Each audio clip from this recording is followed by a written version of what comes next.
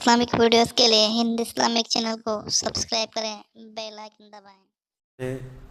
सूरह निसा मुकम्मल तिलावत की है और सूरह माइदा का कुछ हिस्सा। इसमें अल्लाह अज़्ज़ा व जल के बहुत अहम पैगामात घरेलू ज़िंदगी के मुतालिक शुरू में आए हुए हैं। औरतों के मुतालिक जैसे कि कल मैंने अर्ज़ किया था, कुछ औरतें ऐसी हैं जो तुम पर हराम की गई हैं हमेशा हमेश के लिए, उनसे कभी निकाह नहीं हो सकता। उनका बयान है। वो कौन सी औरतें हैं? अल्लाह ताला फरमाता है, हुर्रिमत अलैकुम उम्महातुकुम व बनातुकुम व अख़वातुकुम व अम्मातुकुम व खालातुकुम। यहाँ तक तुम्हारे ऊपर तुम्हारी माएँ हराम हैं, माँ से कभी निकाह नहीं कर सकता, और तुम्हारी बहनें तुम्हारे लिए हराम हैं। माएँ हराम हैं, बहनें हराम हैं, बेटियाँ तुम्हारे ऊपर हराम हैं। अपनी बेटी से कोई निकाह नहीं कर सकता। तुम्हारी फूफियाँ और तुम्हारी खालाएँ, ये वो जो अबदुल आबाद हमेशा हमेश के लिए तुम पर हराम हैं, इनको महरम औरतें कहा जाता है। इनसे पर्दा भी नहीं है।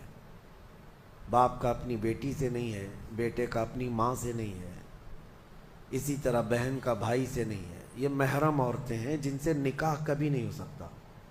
उसके अलावा कुछ और भी हैं।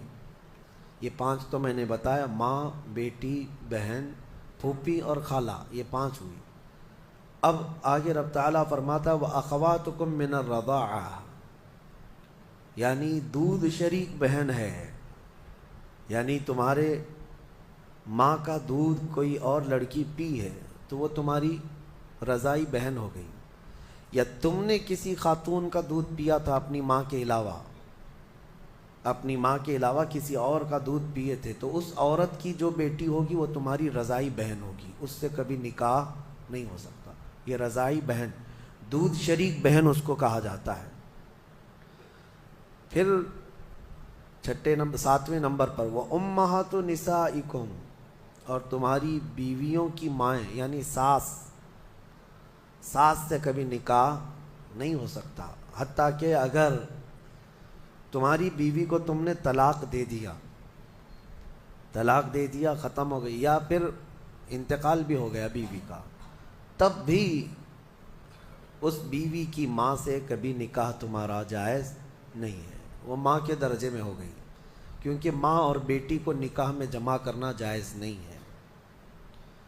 व रबाइबुकुम अल्लाती फ़ी हुजूरिकुम मिन निसाइकुम अल्लाती दखलतुम बिहिन, या फिर वो लड़की जो तुम्हारी खुद की तो नहीं है लेकिन तुम्हारी बीवी की लड़की है, यानी किसी और शौहर से हुई होगी, उस लड़की के साथ निकाह भी तुम्हारा कभी जायज़ नहीं होगा।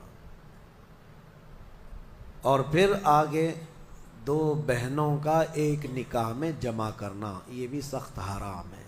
यानी एक औरत से निकाह किया था और उसी औरत की बहन से दोबारा एक ही निकाह में शरीक कर लिया, ज़िंदगी दोनों बहनों के साथ गुजार रहा है, तो वो सख्त गुनाह कबीरा में मुब्तला है, हराम है, ज़िना है। निकाह होगा ही नहीं, निकाह नहीं होगा। दूसरी बहन के साथ जो उसने निकाह किया वो निकाह मुनाकिद ही नहीं हुआ, उसने उसके साथ ज़िना किया। तो ये औरतें जहन में रहें।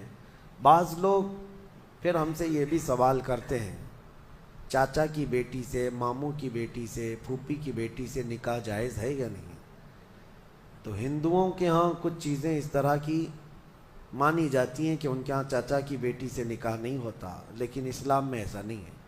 सिर्फ तुम्हारी सगी बहन से निकाह जायज़ नहीं, बाकी जो तुम्हारे कज़िन्स हैं, यानी चाचा की बेटी, फूफी की बेटी, मामू की बेटी, खाला की बेटी, इन सब से निकाह जायज़ है, इन सब से निकाह जायज़ है।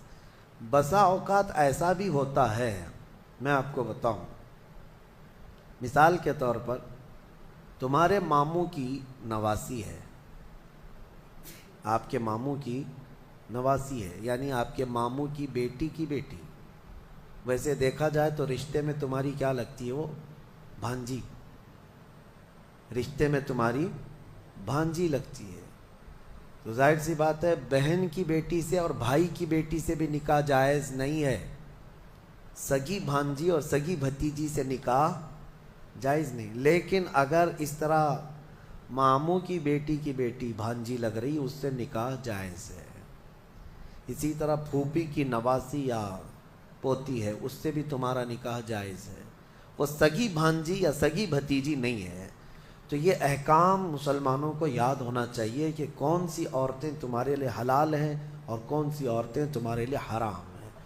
اب ان کے علاوہ جو عورتیں میں نے بتایا، یہاں جو عورتیں میں نے بتایا، ان عورتوں کے علاوہ جتنی بھی عورتیں ہیں جن سے نکاح تمہارا جائز ہے ان سے پردہ بھی واجب ہے، یہ بات یاد رکھ لیں۔ جس سے تمہارا نکاح ہو سکتا ہے اس سے تمہارا پردہ کرنا بھی